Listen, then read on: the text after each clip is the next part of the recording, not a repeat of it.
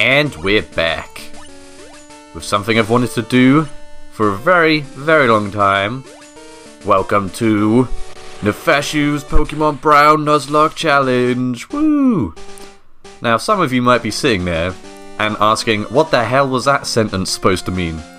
And so this video is going to be an introductory video, as it were, explaining what Pokemon Brown is and what a Nuzlocke Challenge is. And for some of you smart Alex out there watching this, actually I imagine most of you probably already know what this means.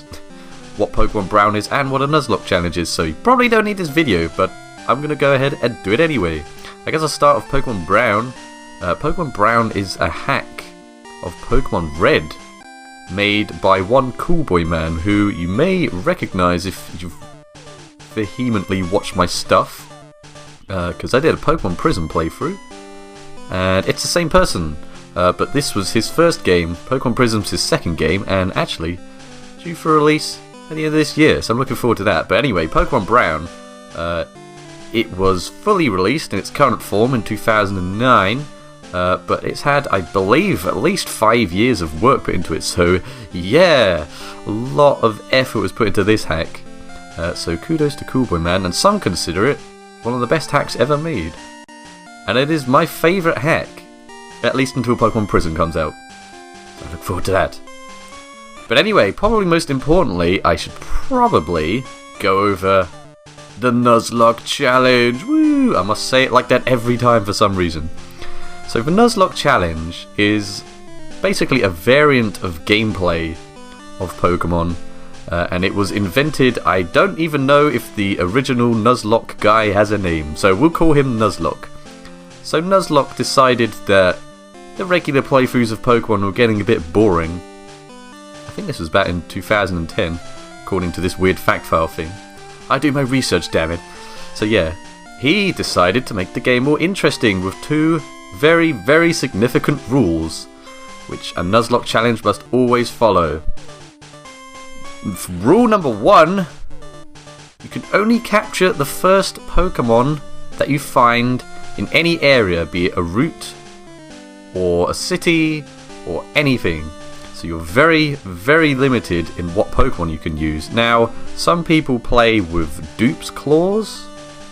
I'm going to implement a rule in which, if the first Pokemon I encounter on a route I already have, I get a free pass, but that's the only free pass. Some people have limits of 3 Pokemon. I only have the one redo at getting a different Pokemon. I think that's fair enough. So yeah, the other very, very important rule, and probably the most important game-changing rule of the Nuzlocke Challenge, is if your Pokemon faints, it is dead. You have to release it. So there's no messing around with this. It's diving into the deep end. And yeah, I think this would be pretty interesting because this is a hack of Pokemon Red, which is a Generation 1 game. So most people operate the whole you can only catch a Pokemon per area route based on what the game says the route names are. But of course this game doesn't have that because it's Generation 1, so I'm going to have to be very attentive as to what constitutes a new route. I am going by the method of you're going to be able to only get a Pokemon in an area which just has the same name. Pretty much the same as the later games, but I have to really pay attention on the town map and stuff.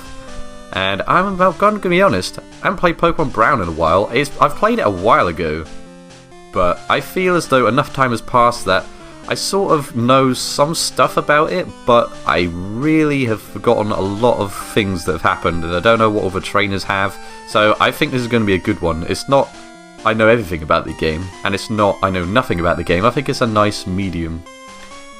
So yeah, enough of me babbling on about that. I'm looking forward to this, so I shall see you guys in episode 1.